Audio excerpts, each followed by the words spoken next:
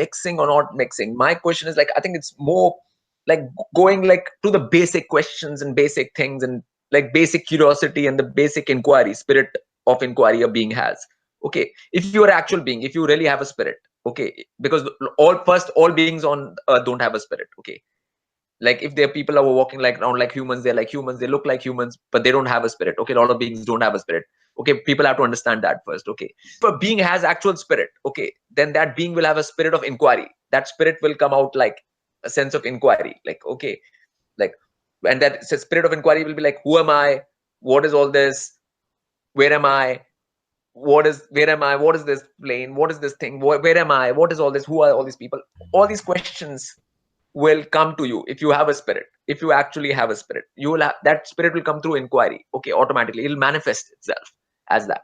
And once it is manifesting like that, after that, a lot of the psychological issues and the ego things which happen, you know, will be gone, especially if you don't pay attention to the education system. Because what the education system does is it takes your spirit of inquiry and it puts it and gives you strange answers for all these things.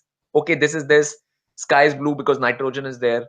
Okay, they give you these funny answers for your inquiry. And after that schooling system for 12 years or 13 years or 14 years, you feel like you know things. Okay, and that knowing creates a sense of ego. Okay, so what the school is doing nothing except increasing your ego. Okay, by giving you false answers which you think you know something now, and that's what creates your ego more. And then if you might come to know something else like in a university or something, then your ego is more. Then if you go become PhD or something, you have a doctor and your like you become a doctor and that thing, then you have even more ego, because now you are a doctor, now you're an expert. Okay, so all these things are basically there. All the education system, everything is there to boost your ego and to dim your sense of inquiry. Okay, so that is the purpose of all of that. I mean, if any being anytime wakes up and says, oh look, I don't really know anything. Okay, if they just simply say that, okay, look, I don't really know anything, and that ego will be gone automatically. Okay, then matter ends. Like, it's not be a fact and truth. It's like sticking to facts and truths.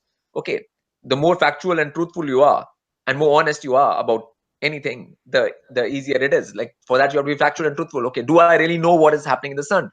Do I really know what the sun is like? And then if you like keep on being factual about it, you will find out that you don't. Okay, so once you don't, then the ego does not have any place to stay anyways. Like, all you have to do is be factual and truthful about your actual knowledge. Like, so yeah, what you call quality questions, I call them spirit questions. If you actually have a spirit, That's if it. you actually have a spirit, then you will have those questions.